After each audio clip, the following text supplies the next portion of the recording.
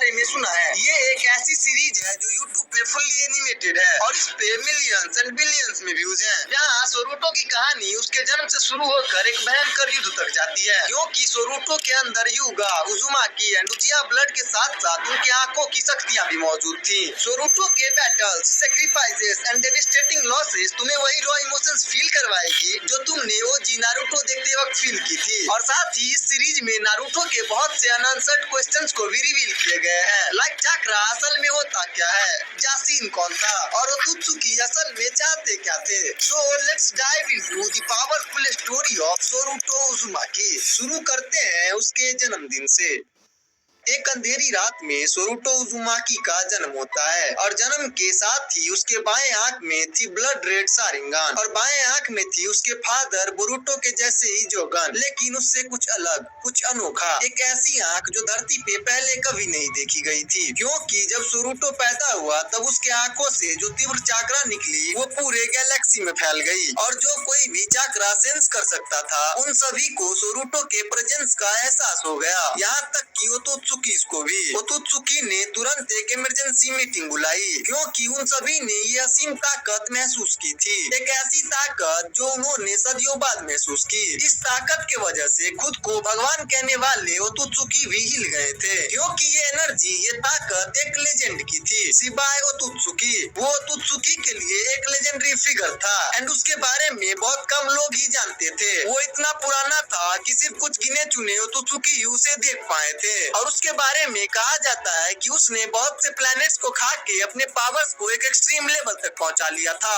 एक टाइम पे वो इतना पावरफुल हो गया कि उसे फिजिकल बॉडी की नीड भी नहीं थी। बट कुछ रूमर्स ये भी हैं कि वो ब्रह्मांड के किसी कोने में अभी भी जिंदा है। अब ये कितना सच है ये तो किसी को नहीं पता, पर एक बात तो तय थी कि हजारों साल बाद फिर से सिवाय की ताकत जाग चुकी है और वो भी इस बार अर्थ जैसे छोटे प्लेनेट पे, जो पहले से ही ओत्सुकी के लिए परेशानी का एक कारण था। जब से कागुया और इसी की ड्रैगन फ्रूट लाने में असफल रहे और तभी से वो लोग अर्थ को लेकर स्ट्रेटजी बना ही रहे थे। सबसे पहले उन्होंने कागुया से डील करने के लिए सिवाय के राइट हैंड जासिकी ओत्सुकी को भेजा था, लेकिन वो गायब हो गया और ऐसा कहा जाता है कि उसे कुछ ह्यूमंस पूजने लगे और इधर ओत्सुकी उसके लिए हजारों साल इंतजार करते रहे, लेकिन जासिकी कभी नहीं लौटा। इसीलिए उन लोगों ने इन्वेस्टिगेट करना शुरू कर दिया। तब उन्हें ये देखकर आश्चर्य हुआ कि धरती अभी भी डिस्ट्रॉय नहीं हुई थी, बल्कि वो अभी भी जिंदा और चाकरा से भरी हुई दुनिया थी। और इसी इन्वेस्टिगेशन के दौरान उन्हें पता चला कि मून पर एक ओत्सुकी कॉलोनी है जिनका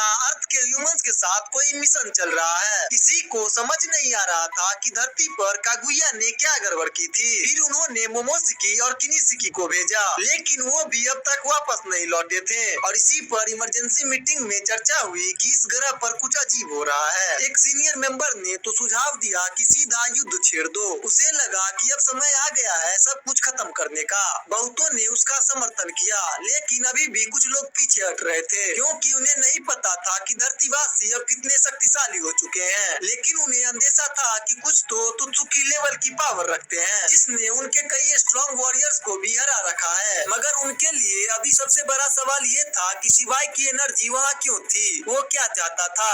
इन सवालों के जवाब तो नहीं थे, तो उन्होंने तय किया कि वो दूर से ही धरती पर नजर रखेंगे। और तब उन्हें पता चला कि ये सारी एनर्जी तो एक बच्चे से आ रही है और ये बच्चा कोई और नहीं बल्कि कागुया का ही डिसेंडेंट है और इसीलिए धरती से आज इंटेंस चाकरा निकल रही थी। तब उन्होंने निर्णय लिया कि उन्हें सोरूटो को पकड़ना ही होगा, क्योंकि उनके लिए सोरूटो कोई इंसान नहीं था बल्कि एक ओत्सुकी ही था और सोरूटो को उन्हीं के साथ होना चाहिए या फिर किसी तरह वो सोरूटो से उसकी जोगन निकाल ले। उनका मानना था कि उसके यूनिक ब्लड लाइन की वजह से वो और उसके पिता जोगन एक्टिवेट कर पाए थे, लेकिन सोरूटो की पोटेंशियल बोरुटो से भी कहीं ज्यादा थी। उन्होंने प्लान तो बना लिया था, मगर उसे एग्जीक्यूट करते करते सोरूटो बड़ा होने लगा और उसकी शक्तियां बेकाबू होनी शुरू हो गई थी। अब सोरूटो के जन्म और ओत्सुकी मीटिंग के 8 साल बीत गए थे, जो ओत्सुकी के लिए तो कुछ भी नहीं था, लेकिन इतना समय काफी था सोरूटो के एक छोटे बच्चे से यंग बॉय बनने के लिए। उसने तो निंजा एकेडमी भी ज्वाइन कर ली थी और वो भी एक फुल फ्लेज्ड निंजा बनने का सपना देख रहा था, बिल्कुल अपने फादर एंड ग्रैंडफादर के जैसे। लेकिन उसे एक बहुत बड़ी प्रॉब्लम थी, उसकी औरों से अजीब आंख देखकर बच्चे उससे डरते थे और इसी वजह से उसे बुलिंग का सामना करना पड़ता था। एक दिन तो उसे कुछ बुलीज ने फेस टू फेस घेर लिया और उसने सोरूटो से बोला कि अपनी आंखों से लेजर मार के दिखाओ। एंड सोरूटो ने कामली समझाने की कोशिश की कि भले उसकी आंखों में सारिंगान और जोगन दिखती हो, लेकिन वो उन्हें अपनी मर्जी से एक्टिवेट नहीं कर सकता। मगर सोरूटो भी जानता था कि बहस करना बेकार है, इसीलिए वो वहाँ से निकलने लगा। लेकिन बुलीज ने उसे जाने नहीं दिया और जल्दी उसने अपने आप को उस ग्रुप के लीडर से लड़ते हुए पाया। वो उसकी हर पंच और किक को आसानी से डॉज कर रहा था, लेकिन इससे पहले कोई सीरियसली हर्ट होता बेल बज गई, पर वो बुलीज अभी भी नहीं रुके थे। क्लास के बाद फिर से सोरूटो को उसी लड़के ने पकड़ लिया, लेकिन इस बार सोरूटो भी पीछे नहीं हटा। उसने फिर से इनकमिंग पंचेस एंड किक्स को इजीली डॉज कर लिया और काउंटर अटैक में उसने उस लड़के के नाक पे एक जबरदस्त पंच मारा। मगर उन बुलीज के लिए चौंकाने वाली बात ये थी कि अगले ही पल सोरूटो स्मोक में बदल गया, क्योंकि वो असली सोरूटो था ही नहीं, बल्कि वो उसका शैडो क्लोन था। और उस दिन के बाद उसकी बुलिंग बंद हो गई। मगर इसका मतलब ये नहीं कि वो लड़के उसके दोस्त बन गए थे। सोरूटो की सिर्फ आंखें ही नहीं, बल्कि उसका टैलेंट भी बाकियों से अलग था। जहाँ बाकी बच्चे क्लोन जुत्सु सीखने में स्ट्रगल कर रहे थे, वहीं सोरूटो आराम से मल्टी शैडो क्लोन्स बना रहा था। एकेडमी में सिखाए जाने वाली चीजें उसके लिए तो मानो एक खेल थी, वो तो इससे कहीं ज्यादा के लिए तैयार था और जल्द ही उसे वो मौका मिलने ही वाला था। लेकिन उस तरह नहीं जैसे उसने सोचा था, बल्कि उसे वो मौका मिला एक बहुत बड़े लीफ विलेज ट्रेजेडी के रूप में। और सोरूटो अभी मात्र 8 साल का ही था, मगर उसे ये एहसास था कि वो स्पेशल है, क्योंकि उसकी दाईं आंख में जोगन का एक अलग ही रूप था।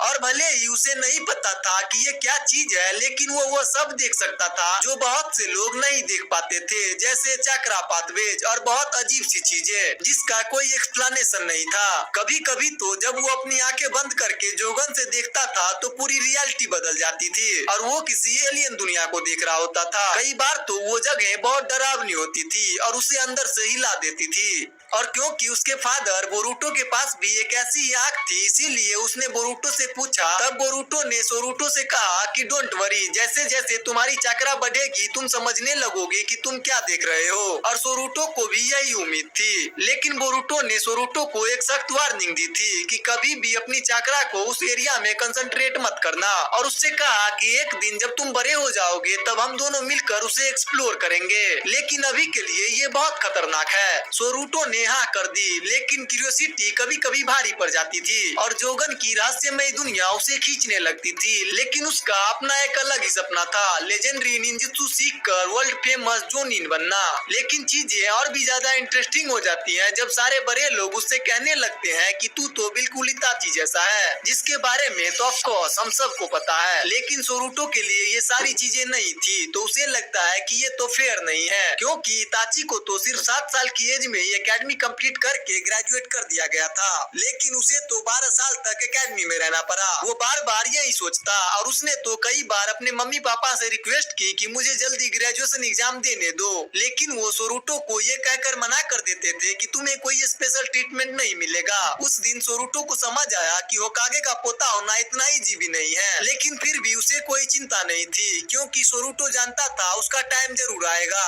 और उसे अपने 8वें बर्थडे से कुछ हफ्ते पहले उसके दिमाग को कुछ शांति मिली, क्योंकि उसके ग्रैंडपा सास्के ने उसके घर एक रेयर विजिट किया और सोरूटो ने बिना कोई टाइम गवाए सास्के से पूछ लिया कि इताची को इतनी जल्दी ग्रेजुएट करने की परमिशन कैसे मिल गई। और जो जवाब मिला उससे सोरूटो का दिल बैठ गया। सास्के ने समझाया कि इताची के टाइम सिचुएशंस बिल्कुल अलग थे। वो युद्ध का समय था, एक ऐसा दौर जहाँ निंजा उतने ही जरूरी थे जितना खाना और पानी, और इताची जैसा प्रोडिजी विलेज के लिए अनमोल था। इसीलिए वो लोग उसके ग्रेजुएशन का इंतजार नहीं कर सकते थे। सोरूटो को तो पहले कुछ समझ नहीं आया, लेकिन जब सास्के ने बताया कि इताची को सिर्फ 4 साल की उम्र में बैटलफील्ड में भेज दिया गया, जहां उसने मरे हुए सैनिकों के बीच खड़ा रहना सीखा। सोरूटो तो यह सब सुनकर हैरान रह गया और सोचने लगा कि कितना भयानक समय होगा वो। उसी दिन से सोरूटो को शांति का इम्पोर्टेंस समझ आने लगा। तभी उसे यह जानकर और शौक लगा कि इताची सिर्फ 11 साल की उम्र में आनबू ब्लैक ऑप्स में शामिल हो गया था।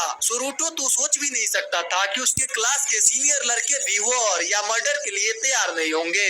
इस पीसफुल टाइम में पैदा होने के लिए सोरूटो दिल से थैंकफुल था, लेकिन फिर भी वो निंजा बनने की राह में तेजी से आगे बढ़ रहा था। सास्के ने उससे कहा, अगर तुम्हें इताची जैसा बनना है तो तुम्हें पूरी जिंदगी ट्रेनिंग को डेडिकेट करना होगा। तुम्हें ट्रेनिंग से ऑब्सेस्ड होना पड़ेगा। और सोरूटो ने तभी डिसाइड कर लिया कि मैं भी यही करूंगा। लेकिन उसे पता था कि उसके पेरेंट्स को ये आइडिया उतना कुछ खास पसंद नहीं आने वाला, इसीलिए उसने छुपकर अकेले ही ट्रेनिंग करनी शुरू कर दी। और सास्के ने उसे एक सीक्रेट जगह दिखाई जहां वो इताची के साथ शूरिकेन जुत्सु को प्रैक्टिस किया करता। और साथ ही सास्के ने उसे ट्रेन करने से मना कर दिया, लेकिन सोरूटो रुका नहीं। क्लास के बाद और वीकेंड्स पर वो सीधा वहीं चला जाता और घंटों तक प्रैक्टिस करता रहता था। वो सीक्रेट जगह फॉरेस्ट के बीच एक खुला मैदान था, विलेज से काफी दूर और लोगों की नजरों से छुपा हुआ। यही वो जगह थी जहाँ सोरूटो ने शैडो क्लोन जुत्सु भी मास्टर कर लिया। और एक खास वीकेंड पर सोरूटो वहाँ अकेला था, अगला जुत्सु सीखने की कोशिश ही कर रहा था। लेकिन इस बार उसने डिसाइड किया कि वो अब चिदोरी सीखेगा। उसने अपनी माँ और नाना को ये करते देखा था और उसके पास शारिंगान भी था, तो वो भी सीख सकता था। लेकिन हकीकत ये थी कि उसका शारिंगान हमेशा एक्टिव तो रहता था, पर उसकी असली एबिलिटी सिर्फ तभी एक्टिवेट होती थी जब वो बेहद गुस्से में हो या फिर बहुत डरा हो। उस दिन सोरूटो कोशिश तो कर रहा था, लेकिन वो मास्टर नहीं कर पाया, क्योंकि वो शारिंगान को कॉन्शियसली एक्टिवेट करना सीखा ही नहीं था। वो चाहता था कि जब उसका मन करे वो तभी शारिंगान यूज कर पाए, लेकिन ऐसा हो नहीं रहा था। और उसे पहले से ये भी पता था कि उसका चाकरा नेचर लाइटनिंग है, और उसी जोश में उसने गलती कर दी, शारिंगान फुल्ली मास्टर्ड किए बिना चिदोरी को सीखने की गलती। जबकि सबने उसे पहले ही वार्निंग दी थी कि शारिंगान के बिना चिदोरी यूज करना खतरे से खाली नहीं है, क्योंकि चिदोरी एक ऐसी टेक्निक है जो हाथ को ही एक तेज लाइटनिंग ब्लेड में बदल देती है और फिर सुपर स्पीड में सामने वाले पर हमला करना होता है। इस टेक्निक को यूज करते टाइम यूजर को टनल विजन हो जाती है, यानी सिर्फ टारगेट ही दिखता है, बाकी सब गायब। और बिना शारिंगान के इसका कोई मतलब ही नहीं। सोरूटो ने सोचा कि शायद वो जोगन का यूज कर सकता है, लेकिन उसे अपनी गलती का एहसास जल्दी हो गया। जब उसने चिदोरी परफॉर्म करने की कोशिश की तो दो बड़ी प्रॉब्लम सामने आई। पहली, वो अपने हाथ में पर्याप्त चाकरा कंसंट्रेट ही नहीं कर पा रहा था, जिससे उसके हाथ में पूरा ब्लेड बन ही नहीं पा रहा था। और दूसरी, जैसे ही उसने अपने टारगेट की तरफ दौड़ लगाई, वो अपने सराउंडिंग से ही पूरी तरह ब्लाइंड हो गया। और अगर ये कहीं रियल फाइट होती तो सोरूटो आसानी से मार खा जाता। सोरूटो पूरी तरह से फ्रस्ट्रेटेड हो चुका था, लेकिन उसे पता था कि वो एटलीस्ट ट्राई तो कर रहा है। उसके अकॉर्डिंग चिदोरी मास्टर करने के लिए सिर्फ एक ही चीज मिसिंग थी, शारिंगान। तो उसी दिन उसने डिसाइड किया कि सबसे पहले वो शारिंगान को प्रॉपरली मास्टर करेगा। एक दोपहर सोरूटो यूं ही बैठा था और अपनी आंखों पर चाकरा फोकस करने लगा। वैसे तो ये मुश्किल था, लेकिन उसके लिए इससे भी बड़ी मुसीबत ये थी कि उसे अपने जोगन वाली आंख में चाकरा नहीं भेजना था। वो सिर्फ शारिंगान वाली आंख में ही चाकरा फोकस करना चाहता था। कई घंटे बीत गए, लेकिन कुछ खास प्रोग्रेस नहीं दिखा। तभी उसे एक हल्का सा सेंसेशन महसूस हुआ, मानो उसकी आंखों के पीछे कोई पल्स चल रही हो। ये वही सेम फीलिंग थी जो उसे एक बार पहले भी हो चुकी थी। वो जानता था ये शारिंगान ही है, यानी रिजल्ट तो दिख रहे थे। वो मुस्कुराते हुए बोला कि अब तो मैं शारिंगान अपनी मर्जी से एक्टिवेट कर पाऊंगा और फिर जल्दी मैं चिदोरी भी मास्टर कर लूंगा। लेकिन जैसे जैसे चाकरा बढ़ता गया, उसकी आंखों के पीछे दर्द भी बढ़ने लगा, पर सोरूटो रुका नहीं। वो लगातार चाकरा वहाँ भेजता रहा, और जब उसे लगा कि उसका सिर फट जाएगा और वो हमेशा के लिए ब्लाइंड हो जाएगा, तब वो हो गया। उसकी आंखें एकदम से खुली और उसके सामने एक नई दुनिया थी। उसे तुरंत समझ आ गया कि उससे बहुत बड़ी गलती हो गई। हाँ, उसने शारिंगान अवेक किया था, लेकिन साथ ही उसका जोगन भी जाग चुका था और अब इसके कॉन्सिक्वेंसेस आने वाले थे और वो सोरूटो पर काफी भारी पड़ने वाले थे, क्योंकि उसी समय ओत्सुकी अलर्ट हो गए। जोगन के अवेकनिंग ने उनकी सेंसेस को इंस्टेंटली ट्रिगर कर दिया। ओत्सुकी तो पहले से ही अर्थ पर इन्वेंशन की प्लानिंग कर रहे थे और इस अवेकनिंग के बाद टाइम आ गया था अर्थ पे हमला करने का। ओत्सुकी के द्वारा एक क्विक इमरजेंसी मीटिंग बुलाई गई और वहाँ कंफर्म हुआ कि जो इस चक्रा का होस्ट है उसे अर्थ पर ऐसे ही नहीं छोड़ा जा सकता और उनके पास एक ही रास्ता था, लीव विलेज पर हमला करना। उन्होंने एक सिंपल सा प्लान बनाया कि वो स्ट्रॉन्ग ह्यूमंस को अवॉइड करेंगे और जोगन वाले लड़के को पकड़ लेंगे। और जैसे ही उन्होंने अपने डेस्टिनेशन पे पहुंचकर विलेज को ऊपर से स्काउट किया, तब तक सूरज ढल चुका था और ज्यादा लोग बाहर नहीं थे। लेकिन लीव के दो जोनिन उन्हें देख चुके थे। उन्हें पता था कि वो ओत्सुकी मतलब खतरा, इसीलिए उन्होंने तुरंत हमला कर दिया। लेकिन उनके अटैक्स एब्जॉर्ब हो गए और वो दोनों एक सेकेंड में ही मारे गए और यहीं से इन्वेंशन शुरू हो गई। पूरे लीव विलेज में निंजा अलर्ट कर दिए गए। हर तरफ से निंजा अटैकर्स को रोकने के लिए मैदान में उतर आए। पूरा आसमान जुजुत्सु के चमक में फैल गया, बिल्डिंग्स गिरने लगे, हर तरफ तबाही मच गई। कई निंजा लड़ते लड़ते गिरने लगे। पूरे विलेज में पैनिक का माहौल बन चुका था और इधर होकागे ने तुरंत टॉप एडवाइजर्स को बुला के इवैक्यूएशन का आदेश दिया और होकागे नारुतो ने डिसाइड किया कि अगर मैं अटैकर से बात कर सकूं तो शायद कुछ हल निकले। आखिरकार उसकी सबसे ताकतवर टेक्निक टॉपनो जुत्सु अभी भी फेल नहीं हुई थी। वो सारादा और सास्के को साथ लेकर आगे बढ़ा विलेज के बिल्कुल सेंटर में, जहाँ ओत्सुकी का लीडर खड़ा था। नारुतो ने पूछा कि आखिर तुम लोग चाहते क्या हो? जवाब आया कि हमें बस जोगन दे दो और हम यहाँ से चले जाएंगे। और तभी एक आवाज आई, वो यही है। वो बोरुटो था, वो भी यहाँ पहुँच चुका था और उसकी जोगन भी एक्टिवेट थी। ओत्सुकी उसे देखकर कंफ्यूजन में सोचने लगा, ये सही नहीं लग रहा, ये आदमी तो बहुत बड़ा है। और बोरुटो से कहा कि तुम वो नहीं हो जिसे हम ढूंढ रहे हैं। अब सबको समझ आ गया था कि असली टारगेट कौन है और इधर नारुतो को भी समझ आ गया कि इस बार उसका टॉपनो जुत्सु काम नहीं करने वाला। उसने तुरंत बोरुटो और सारादा को आदेश दिया कि घर जाओ और अपने बेटे को प्रोटेक्ट करो। वो दोनों घर की ओर दौड़ पड़े,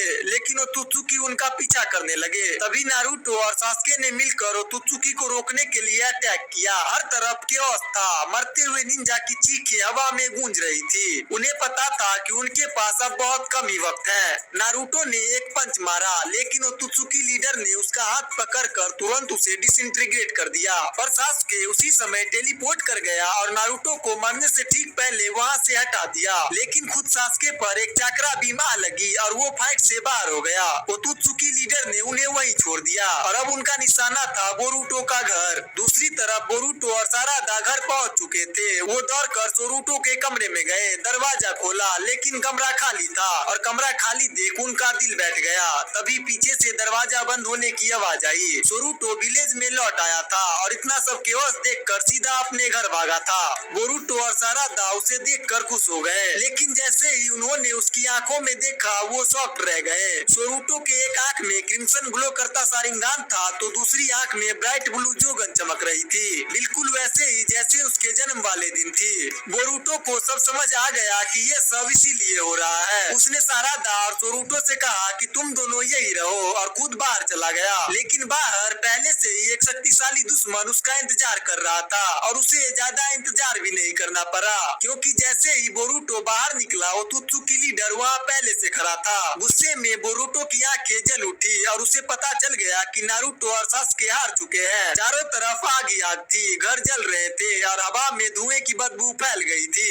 ये सब देखकर उसे वो दिन याद आ गया जब पेन ने विलेज पर हमला किया था। शायद कुछ ऐसा ही मंजर फिर से देखने को मिल रहा था। लेकिन जैसे उस दिन एक उम्मीद थी, आज भी थोड़ी सी उम्मीद तो बाकी थी। बोरुटो को कोई रणनीति अपनानी होगी, क्योंकि ओत्सुकी तो अब तक अमर लग रहे हैं। तभी बोरुटो को वो जुत्सु याद आया जो उसने मोमोशिकी पे यूज किया था, वैनिशिंग रासेंगान। उसी दिन की यादें उसके दिमाग में कौंध गई और उसने लॉन्च कर दिया वैनिशिंग रासेंगान। और वो जुत्सु इस बार भी काम कर गया और सीधे जाकर ओत्सुकी लीडर को हिट किया। लेकिन ओत्सुकी लीडर के लिए ये सिर्फ हल्का सा वार था और तुरंत ही जवाब में ओत्सुकी ने चिबाकू टेंसेई चला दिया, जिससे बोरुटो सील हो गया। सोरुटो को अचानक से महसूस हुआ कि उसके पिता की चक्रा अचानक से गायब हो गई और उसी पल उसकी जोगन भी डिसिपेयर हो गई। और इधर ओत्सुकी लीडर को भी एक एनर्जी महसूस हुई, लेकिन वो चक्रा बोरुटो का नहीं था। ये एनर्जी कुछ और ही थी, किसी अलग जगह, किसी अलग डायमेंशन से।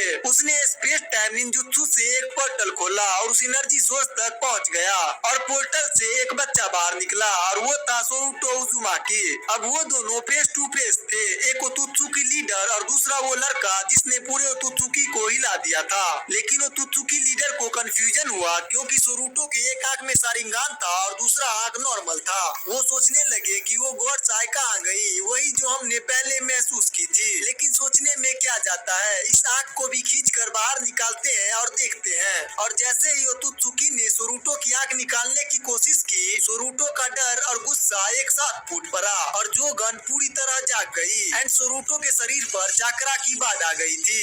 एक पल के लिए वो दुनिया का सबसे ताकतवर शिनोबी बन चुका था। इस वक्त सोरूटो के शरीर में इतनी चाकरा थी कि जो चाकरा फील नहीं कर सकते थे वो भी उसकी ऑरा से कांप उठे, मानो पूरी धरती हिल गई थी। सोरूटो ने तुरंत अपने पापा को लोकेट किया और अपनी शक्तियों से उसकी सील तोड़ दी और जैसे ही बोरुटो की आंख खुली, उसके सामने उसका बेटा खड़ा था। उसकी जोगन भी पूरी तरह अवेकन थी।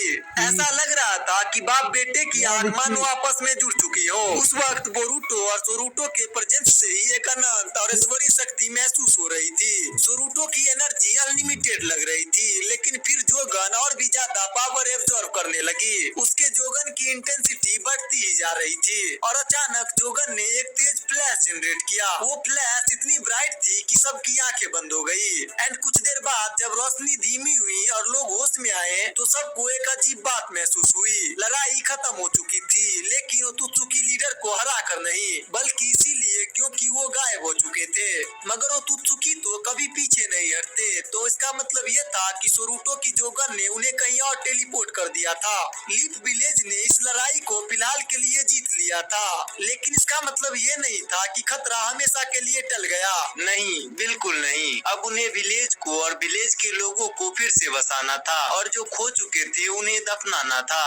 और अब एक न्यू गॉड लेवल शिनोबी के बारे में बात करने का समय आ गया था, लेकिन उससे पहले एक और जरूरी मुद्दा हल करना था। नारुतो इन्वेंशन में बुरी तरह घायल हो चुका था, यानी अब वो होकागे बनने के हालत में भी नहीं था। तो सवाल ये था कि अब उसकी जगह लेगा कौन, और यहाँ दो ऑब्वियस चॉइस थे, पहला बोरुटो और दूसरा सारादा। क्योंकि सास्के तो अब काफी बूढ़ा हो चुका था, तो वो होकागे नहीं बन सकता और इस टाइम पे विलेज में कोई और शिनोबी इन दोनों के जितना स्ट्रॉन्ग भी नहीं था। आखिरकार सारादा को होकागे बना दिया गया और बोरुटो को एक मिशन मिला, जोगन के बारे में ज्यादा से ज्यादा जानने का और उसको समझने का कि आखिर ये शक्ति है क्या। विलेज की जिंदगी धीरे धीरे नॉर्मल होने लगी थी, लेकिन जो कुछ भी हुआ था वो बहुत खतरनाक था। सबको एहसास हो गया था कि विलेज अभी भी बहुत अनप्रिपेयर्ड है। इतने सालों में कोई बड़ा हमला हुआ ही नहीं था, इसीलिए सबने अपनी गार्ड नीचे कर दी थी। लेकिन अब दोबारा नहीं, क्योंकि सब जानते थे कि ओतुत्सुकी इतनी आसानी से हार नहीं मानने वाले थे और उन्होंने तय किया कि अगली बार जब वो आएंगे तो लीव विलेज भी पूरी तरह तैयार रहेगा। लेकिन वहीं उजुमाकी घर में एक और अजीब ट्विस्ट आने वाला था, और इस बार एक छोटी सी ओतुत्सुकी लड़की के फॉर्म में। लेकिन उससे पहले सोरूटो की असली ट्रेनिंग शुरू होने वाली थी। ओके, तो अभी तक अगर तुम ये वीडियो देख रहे हो और इस कहानी का मजा ले रहे हो तो वीडियो को एक लाइक करके चैनल को सब्सक्राइब जरूर कर लेना, और हाँ, एक प्यारा सा कमेंट भी कर देना। और अब हम वापस चलते हैं अपनी कहानी की ओर। इन्वेंशन के कुछ ही समय बाद सोरूटो अपने पुराने ट्रेनिंग ग्राउंड में लौट चुका था, लेकिन इस बार वो अकेला नहीं था, उसका फादर बोरुटो भी उसके साथ ही था। तय हो गया था कि अब उसकी रियल ट्रेनिंग शुरू होनी चाहिए, क्योंकि किसी को नहीं पता था कि ओतुत्सुकी फिर कब लौटेंगे या जोगन फिर न जाने कब एक्टिवेट हो जाए। इसीलिए बोरुटो ने खुद अपने बेटे को ट्रेन करने का फैसला लिया। उसने सोरूटो को निंजा एकेडमी से भी निकाल लिया, क्योंकि बाकी बच्चों के बीच रहना अब खतरनाक था। जब तक वो अपनी पावर्स को कंट्रोल करना न सीख ले तब तक उसे अकेले रखना ही बेहतर होगा। और वैसे भी सोरूटो को एकेडमी छोड़ने से कोई फर्क भी नहीं पड़ने वाला था, क्योंकि उसका वहाँ कोई दोस्त ही नहीं था। बिल्कुल उसके ग्रैंडपा नारुतो के जैसे ही उससे भी बाकी लोग डरते ही थे। कई लोग तो उसे ही विलेज की तबाही का जिम्मेदार मानते थे, जबकि उसने कभी भी ऐसा नहीं चाहा। एंड सेम अपने ग्रैंडपा नारुतो की तरह ही वो भी डिटरमाइंड था। सोरूटो सिर्फ इतना चाहता था कि वो हाई लेवल निंजुत्सु सीख कर धरती का सबसे स्ट्रॉन्गेस्ट निंजा बने। और इधर ट्रेनिंग शुरू होने से पहले सोरूटो को एक शपथ लेनी पड़ी कि वो अपने जोगन को तभी यूज करेगा जब सिचुएशन लाइफ और डेथ की हो। सोरूटो ने वादा किया, अब मैं वो गलती नहीं दोहराऊंगा, लेकिन उसे क्या पता था कि उसे ये वादा जल्द ही तोड़ना पड़ेगा। ट्रेनिंग शुरू हो गई और बोरुटो हैरान रह गया। उसे पता था कि सोरूटो बाकी बच्चों से आगे है, लेकिन इतना ज्यादा उसे अंदाजा नहीं था। सोरूटो मल्टी शैडो क्लोन्स बना सकता था, लाइटनिंग और विंड स्टाइल जुत्सु भी यूज कर सकता था, यहाँ तक कि वो एक बेसिक चिदोरी भी बना सकता था। लेकिन एक खास चीज जो उसने अपने पापा से छुपाई थी वो था उसका शारिंगान। सोरूटो नहीं चाहता था कि वो गलती से भी दोबारा जोगन एक्टिवेट कर दे। और इधर बोरुटो अपने बेटे की प्रोग्रेस देखकर बहुत ज्यादा खुश था, और तभी उसने सोरूटो से कहा कि चलो अब राशिंगान भी परफॉर्म करके दिखाओ। सोरूटो ने इसे कुछ बार प्रैक्टिस तो किया था, लेकिन उसे चिदोरी ज्यादा पसंद था, इसीलिए वो राशिंगान सीखना नहीं चाह रहा था। तब बोरुटो ने समझाया कि ये एक खास जुत्सु है जो तुम्हारे ग्रेट ग्रैंडफादर मिनाटो नामिकाजे ने बनाया था, और तुम्हारे ग्रैंडपा नारुतो ने इसे परफेक्शन तक पहुंचाया। लेकिन सोरूटो अभी भी कन्विंस नहीं हुआ। उसने बोरुटो से पूछा कि क्या नारुतो वाकई इतने स्ट्रॉन्ग थे? मैंने तो बस उन्हें ऑफिस में बैठा देखा है, और जब जरूरत पड़ी तो तुत्सुकी ने उनका हाथ ही उड़ा दिया। बोरुटो ने डिसाइड किया कि आज की ट्रेनिंग खत्म। सोरूटो स्ट्रॉन्ग जरूर था, लेकिन अभी उसमें समझदारी नहीं आई थी। बोरुटो ने उसे बिठाया और सुनाई नारुतो की कहानी। बोरुटो ने बोला कि नारुतो भी बिल्कुल तुम्हारी तरह पैदा हुआ था, एक छुपी हुई खतरनाक शक्ति के साथ। हर कोई तुम्हारी तरह ही उससे भी डरता था, लेकिन नारुतो तुमसे अलग थे। उनके पास कोई खास टैलेंट भी नहीं था, बस उनके पास बहुत ज्यादा चाकरा थी। और तो और नारुतो का कोई फैमिली भी नहीं था, ना ही कोई दोस्त। वो अपनी क्लास का सबसे लूजर स्टूडेंट हुआ करता। कोई उससे किसी तरह की उम्मीद नहीं रखता, सब उसे एक मॉन्स्टर समझते थे। लेकिन एक महान सेंसे ने उसे एक्सेप्ट किया और उसे एकेडमी पास करवाया। फिर बोरुटो ने उसे नारुतो और सास्के की राइवलरी की कहानी बताई। सोरूटो ये सुनकर शॉक्ड रह गया था कि सास्के एक टाइम पे बुरा भी बन गया था और नारुतो को मारने की कोशिश भी की थी। सोरूटो ने बोला कि अब तो वो दोनों बेस्ट फ्रेंड्स हैं। फिर बोरुटो ने बताया कि Jiraiya fourth grade Ninja war और कैसे उसके ग्रैंडपा ने पूरी दुनिया को बदल दिया था। जब कहानी खत्म हुई सूरज ढल चुका था और घर जाने का वक्त हो गया।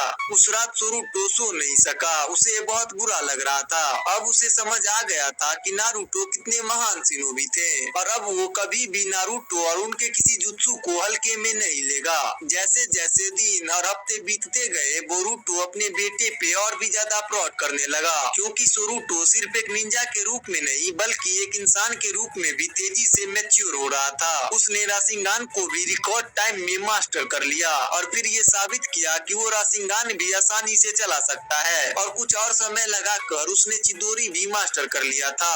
तभी बोरुटो ने डिसाइड किया कि अब वक्त आ गया है सोरूटो को एक और लेवल ऊपर ले जाने का। उसने सोरूटो को एक ही दिन में वैनिशिंग राशिंगान भी मास्टर करवा दिया, और उसे पता था कि अब उसका बेटा बिल्कुल तैयार है। आखिरकार निंजुत्सु निंजा के अगेंस्ट काफी था, पर सोरूटो के दुश्मन निंजाज नहीं थे, उसका दुश्मन था ओत्सुकी, और उनसे लड़ाई के लिए एक बिल्कुल नई अप्रोच की जरूरत थी। इसीलिए बोरुटो ने अपने बेटे को सिखाना शुरू किया उजीको राशिंगान। ये राशिंगान का ही एक नया वेरिएंट है जो उसने खुद ओत्सुकी से लड़ने के लिए बनाया था। ये जुत्सु प्लेनेट की एनर्जी का यूज करके शरीर को एक रिनेगान वर्टेक्स में बदल देता है। कहीं न कहीं ये जुत्सु पृथ्वी की तरफ से ओत्सुकी के खिलाफ सेल्फ डिफेंस था।